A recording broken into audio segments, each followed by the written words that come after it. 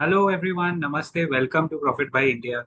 Let's talk about three specific topics today. Reliance का AGM हमेशा एक बड़ा इवेंट होता है, आज भी हुआ और don't worry about the stock.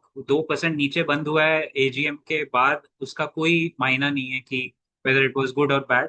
मैं आपको कुछ रफ हाइलाइट्स बताता हूँ फ्रॉम द रिलायंस AGM. सो जियो का आईपीओ आने वाला है, जियो टेलीकॉम का आईपीओ आने वाला है. जियो फाइनेंशियल ऑलरेडी लिस्टेड है. जियो टेलीकॉम का आईपीओ आएगा in the first half of 2026 as mentioned by Mukesh Ambani.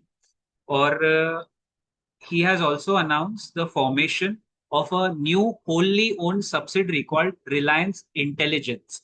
So RIL देश की सबसे बड़ी कंपनी है. Mukesh Ambani, Asia's richest man, when they have their AGM, it's an event. It's a big event.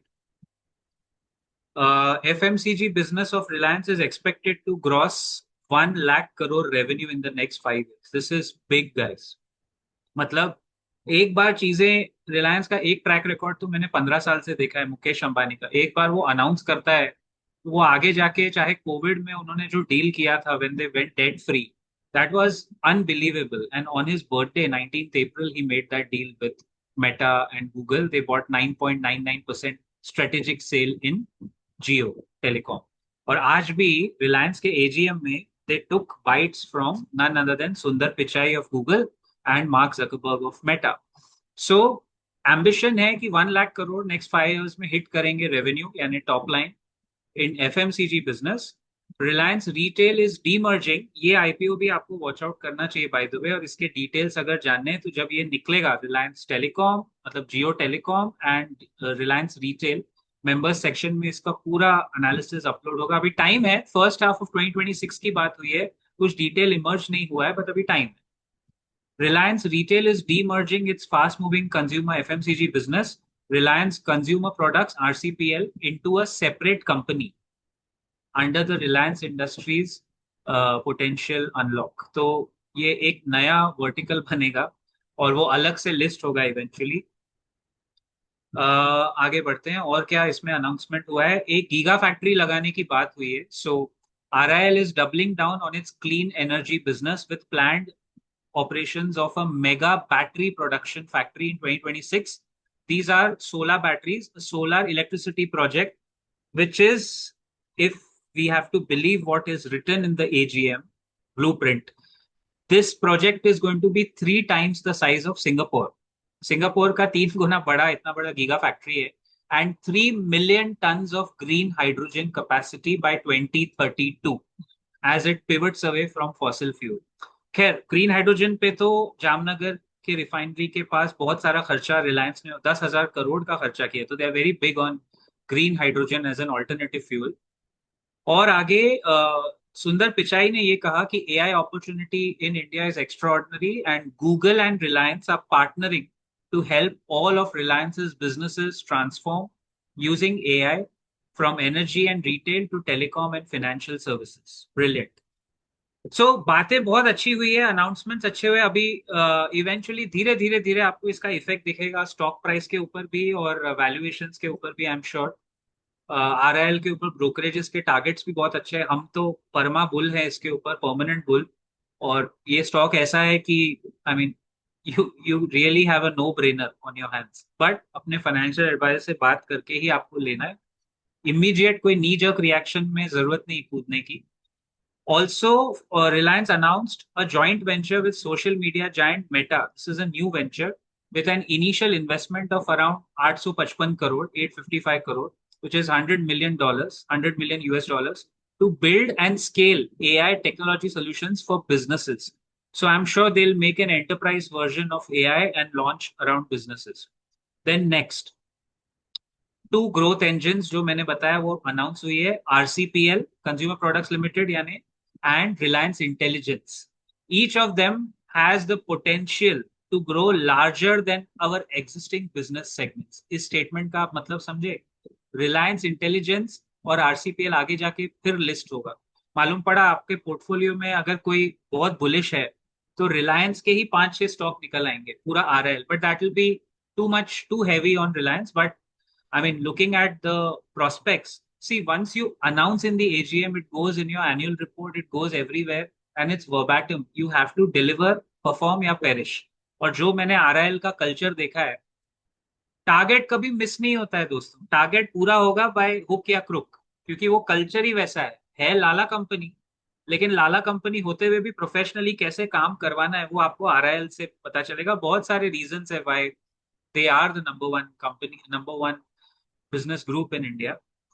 फिर आगे, RIL has transformed from a Fortune 1000 to a Fortune 40 global powerhouse. Interesting. आगे बढ़ते हैं, कुछ ऐसे बहुत अनाउंसमेंट्स है। आई मीन अगर आप इस तरह देखेंगे तो काफी कुछ मैंने कवर कर लिया है। I think we'll go for the next big news guys. India का जीडीपी का डेटा आया है आज शाम को ही, मतलब फ्राइडे इवनिंग 29 अगस्त शाम को 6 साढ़े 6 बजे। एंड कभी कभी कुछ कुछ सरप्राइजेस अच्छे होते हैं। डेटा में 7.8% क्वार्टरली ग्रोथ आया है, मतलब projected on an annual basis last this quarter Q1 has grown at 7.8%। So ये काफी प्लेजेंट सरप्राइज है। Last time what we got was 6.5%, it was projected to be 6.2%, लेकिन आया सीधा 7.8। Do you think there is data manipulation? Comments में बताइए।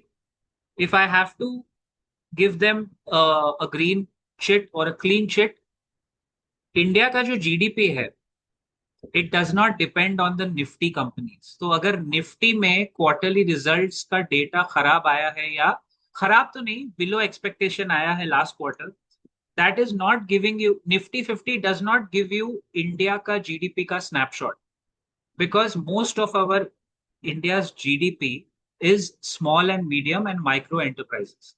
तो अगर जीडीपी का डेटा 7.8% आया है, which is a huge jump.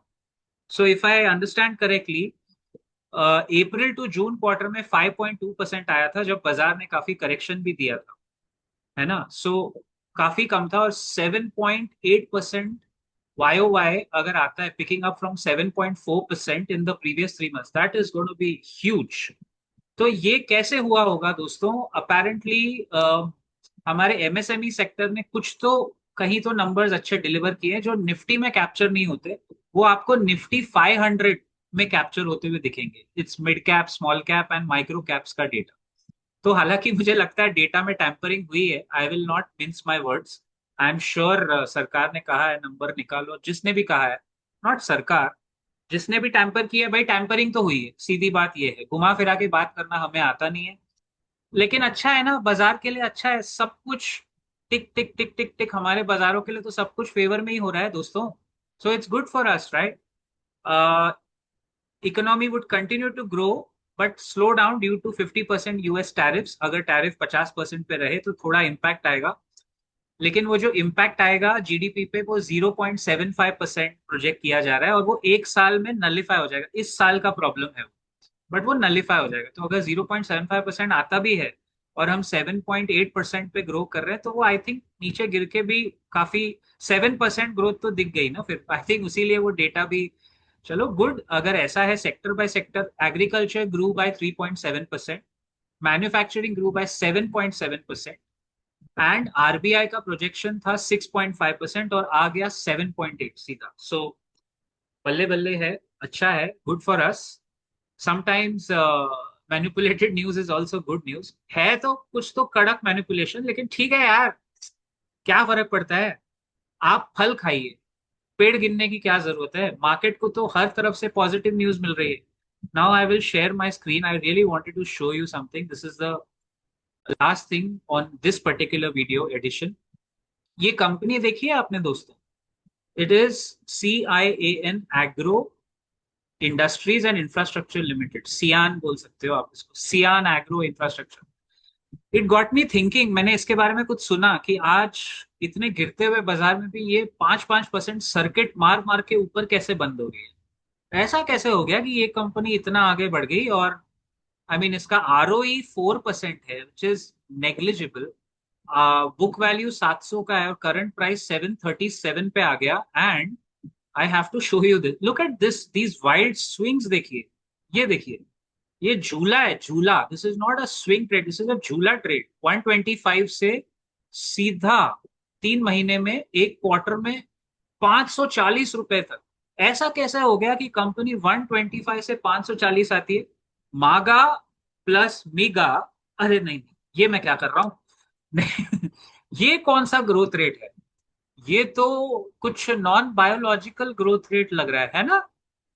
फिर ये नीचे गिरता है और सडनली एक और स्विंग, 399 या 400 से सीधा 737। ये क्या कोई बोइंग का जहाज है जो सीधा ऊपर जाके चला गया? ऐसा हुआ कैसे? उसके बाद मुझे पता चला पूरा गेम क्या है। ये कंपनी करती क्या है, it is showing that its Cian agro and infrastructure, agro health care infrastructure business में है जी। हम लोग तो बेसिक धंधा करते हैं। लेकिन फिर जब काफी बार हमारा ना वो, हमारे अंदर जो ये रहमानी कीड़े हैं वो इतने ज्यादा है रिसर्च करने के, कि मैंने सोचा ऐसे कैसे हो सकता है। I dug deep into it, deeper, and I got it, this company benefits from the ethanol business. और हमारे पेट्रोल में जो इथेनॉल ब्लेंड कर करके पहले 5%, फिर 10%, फिर 15%, फिर 20%, और अभी अगले साल 30% ब्लेंडिंग की बातें हो रही है। फिर मैंने नितिन गडकरी जी, जिन पे मुझे बहुत भरोसा था एक जमाने में, शायद अभी भी थोड़ा है, उनके वीडियोस देखे तो वो इथेनॉल की इतनी बातें कर रहे हैं। And bingo, there you go, इस कंपनी का एमडी और सीईओ कौन है? नितिन गडकरी जी के लाडले सुपुत्र। नितिन गडकरी जी के दो बेटे हैं, दोनों के दोनों इथेनॉल के ब्लेंडिंग के बिजनेस से पैसा छाप रहे हैं। वो दूसरी कंपनी अलग है। एंड नितिन गडकरी जी हमारे रोड ट्रांसपोर्ट मिनिस्टर हैं, नेशनल हाईवेज उनके अंडर आता है। Boss, super. अगर ये किसी और सरकार के अंडर हुआ होता तो आज ये पूरे मीडिया में हाईलाइट होता। मैं कुछ नहीं बोल रहा हूँ, I am saying nothing, zip. लेकिन मेरे हिसाब से ये कॉन्फ्लिक्ट ऑफ इंटरेस्ट है। पेट्रोल में इथेनॉल की ब्लेंडिंग पिछले 5 साल में बढ़ जाना, पिछले 10 साल में सुंबड़ी में धीरे धीरे धीरे धीरे करके बढ़ जाना। काफी लोगों की कंप्लेंट आ रही है कि उनको गाड़ी का एवरेज बराबर नहीं मिल रहा है। और ब्लेंडिंग इथेनॉल 5% ठीक है, 10% थोड़ा ज्यादा है, 20% हो रही है। और इनकी कंपनी का जब मैंने देखा कि रेवेन्यू बढ़ कहाँ से रहा है, बिंगो, इथेनॉल डिवीजन से ही रेवेन्यू बढ़ा है गाइस। सो मागा और मीगा का तो मुझे पता नहीं, लेकिन जैसा मैंने एक वीडियो में देखा था, ये होता है डम डम डीगा डीगा। This is brilliant. मतलब नितिन गडकरी जी से हमें इतनी उम्मीदें थी, और हमें लगता था कि वो एक आदमी है जो शायद वाकई में, बट ये मेगा इंजीनियरिंग, उनके भी तार गडकरी साहब से जुड़ते हैं। फिर ये सियान एग्रो, ये तो इनके बेटे की है।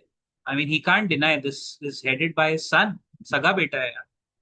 तो I mean, I think I rest my case, आगे आप देख लो।